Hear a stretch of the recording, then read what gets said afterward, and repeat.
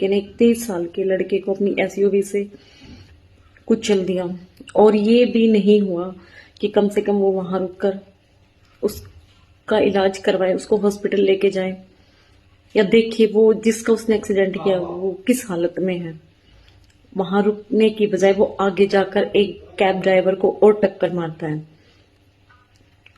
और जो 23 साल का लड़का जिसने अपनी जान गंवाई, वो एक सिंगल माँ ने उस बेटे को पाला था और उस माँ का वो इकलौता सहारा था। और जब वो माँ उसके पास आती है तो वो बोलती है कि मेरे बेटे ऐसा पड़ा हुआ था, पुलिस वाले अच्छे से उसकी केयर नहीं कर रहे थे ना उसको। उसने बोला कि मुझे मेरे बेटे को देखने दो, मुझे अपने बेटे को प्राइवेट हॉस्पिटल में लेके जाने दो, मगर पुलिस वालों ने उसकी एक भी नहीं सुनी और वो उसको सरकारी हॉस्पिटल में ही लेके गए। क्योंकि कोई भी माँ बाप ये चाहता है कि हम आसपास कोई भी प्राइवेट हॉस्पिटल हो, हम फर्स्ट एड अपने बच्चे को वहां दिलाएं, क्योंकि दूर ले जाने में रिस्क होता है। मगर पुलिस वालों ने उसकी एक भी नहीं सुनी, उसको एम्बुलेंस में अलग से लेके गए और माँ पीछे अलग गाड़ी में गई है। मगर सिस्टम इतना घटिया कैसे हो सकता है? और ये सिस्टम घटिया है क्योंकि मैंने खुद अपना भाई एक एक्सीडेंट में ही खोया है।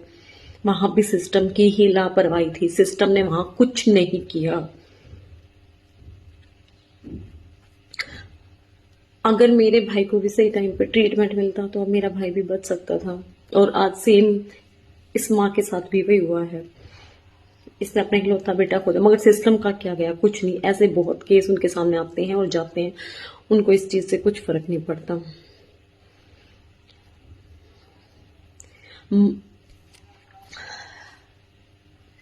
मगर अब ये माँ बेचारी यही गुहार लगा रही है कि मेरे बेटे को इंसाफ मिलना चाहिए, मगर मिलेगा नहीं, क्योंकि आज तक तो किसी विक्टिम को इंसाफ मिला ही नहीं है। इससे ये सिस्टम इतना घटिया है,